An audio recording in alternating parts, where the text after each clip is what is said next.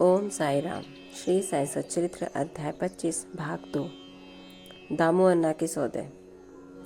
पहली कथा। रुई का सौदा।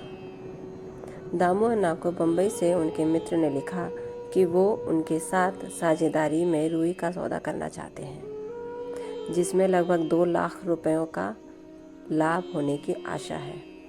सन 1936 में नरसिंह स्वामी को दिए गए एक वक्तव्य में दामू अन्ना ने बतलाया कि रुई के सौदे का यह प्रस्ताव बम्बई के एक दलाल ने उनसे किया था, जो कि साझेदारी से हाथ खींचकर मुझ पर ही सारा भार छोड़ने वाला था। भक्तों के अनुभव भाग 11 पृष्ठ 75 के अनुसार ये कथा। दलाल ने पत्र में लिखा था कि धंधा अति उत्तम है और हानि की कोई आशंका नहीं। ऐसे स्वर्णिम अवसर को हाथ से ना खोना चाहिए। दामू अन्ना के मन में नाना प्रकार के संकल्प विकल्प उठ रहे थे, परंतु स्वयं कोई निर्णय कर सकने का साहस न कर सके। उन्होंने इस विषय में कुछ विचार तो अवश्य कर लिया, परंतु बाबा के भक्त होने के कारण पूर्ण विवरण सहित एक पत्र श्यामा को दूसरे ही दिन मिल गया, जिसे दोपहर के समय मस्जिद में जाकर उन्होंने बाबा के समक्ष रख दिया। श्यामा से बाबा ने पत्र के संबंध में पूछताछ की। उत्तर में श्यामा ने कहा कि अहमदनगर के दामू अन्ना का सार आपसे कुछ आज्ञा प्राप्त करने की प्रार्थना कर रहे हैं। बाबा ने पूछा कि वो इस पत्र में क्या लिख रहा है और उसने क्या योजना बनाई है। मुझे तो ऐसा प्रतीत होता है कि वो आकाश को छूना चाहता है। उसे जो कुछ भी भगवत कृपा से प्राप्त है वो उससे संतुष्ट नहीं है। अच्छा, पत्र पढ़कर सुनाओ। श्यामा ने कहा, जो कुछ आपने अभी कहा है वही तो पत्र में लिखा हुआ है।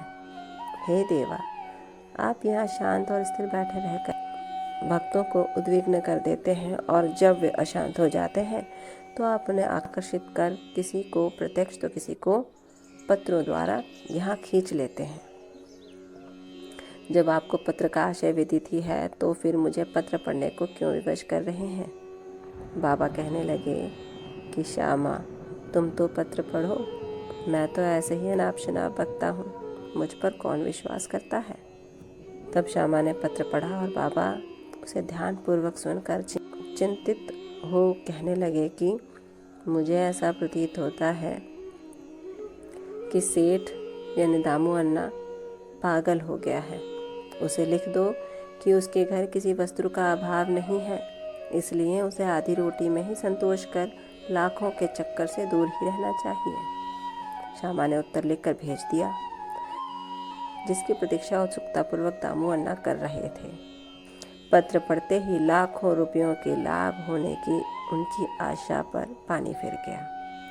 उन्हें उस समय ऐसा विचार आया कि बाबा से परामर्श कर उन्होंने भूल की है, परंतु श्यामा ने पत्र में संकेत कर दिया था कि देखने और सुनने में फर्क हुआ करता है, इसलिए शेषकर तो यही होगा कि स्वयं शिरडी आकर बाबा की आज्ञा प्राप्त करो। बाबा से स्वयं अनुमति लेना उचित समझकर वे शिरडी आए।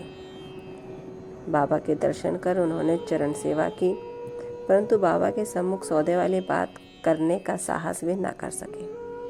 उन्होंने संकल्प किया कि यदि उन्होंने कृपा कर दी तो इस सौदे में से कुछ लाभांश उन्हें भी अर्पण कर दूंगा। यद्यपि ये विचार दामू अन्ना बड़ी गुप्त रीति से अपने मन में कर रहे थे, तो भी त्रिकालदर्शी बाबा से क्या छिपा रह सकता है।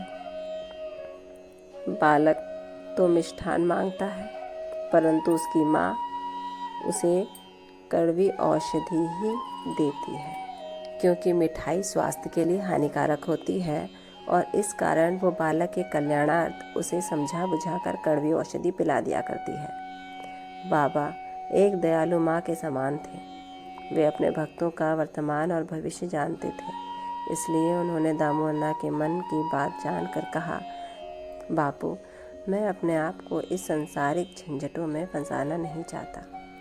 बाबा की अस्वीकृति जानकर दामू अन्ना ने यह विचार त्याग दिया। ओम साई राम।